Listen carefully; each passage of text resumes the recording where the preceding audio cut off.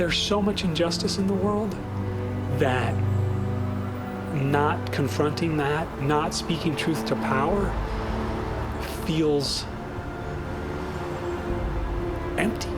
I knew I always wanted to do environmental law.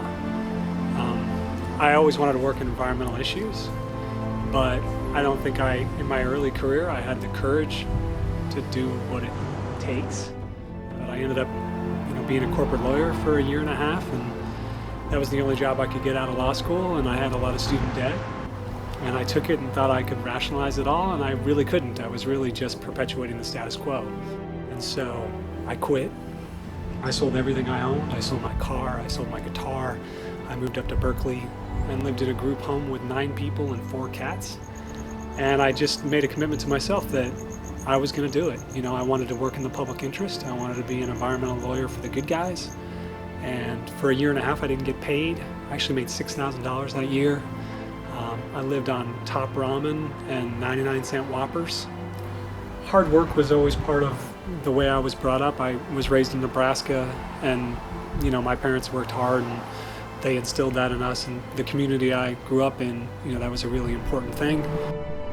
I was pretty driven in college. I had a triple major in economics, biology, and environmental conservation because I knew, I wanted to appreciate the scientific reasons why we need to protect the planet, how we're all interconnected, and I also wanted to appreciate the economics of it and how everything, that's great, you want to preserve this, but how are we going to pay for that? How does that fit within our economic construct?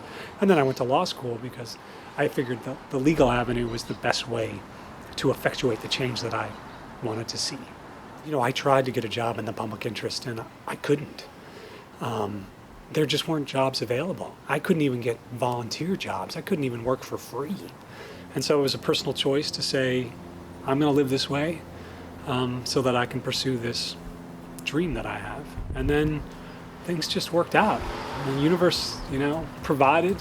I got a job at Heal the Bay in Los Angeles here, and I made $28,000 that year. I think I had $15 in my bank account when I got the Heal the Bay job. I couldn't even go to the ATM because it only gives out $20 bills, but it all came together. I tend not to look down the road and say, oh, if I could just do this, then this will happen and this will happen. It's too hard to predict all that, and I think there's something disingenuous about it. I think if people get a sense that you're always sort of looking for what's around the corner, it's a turnoff.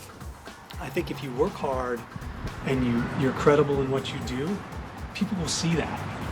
And I often tell this to people that I'm working with, particularly younger people, is don't think about, what is your job going to be in 5 years or 10 years. You can think in the back of your head of sort of what's your dream job and that sort of thing, but you gotta do a good job on what you got in front of you.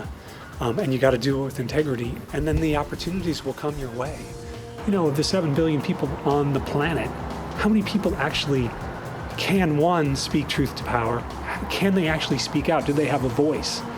A lot of people don't around this world. And then 2, to get paid to speak out.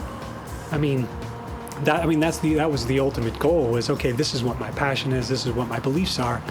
And I could have a career in this field as well if I worked hard and proved myself. If you're not pursuing what you truly believe, you're being false. I can do this, and this is real. This is really who I am and what I want to be, as opposed to just a fad or a basic desire. It was it's who I am, and it was the only way I would be satisfied.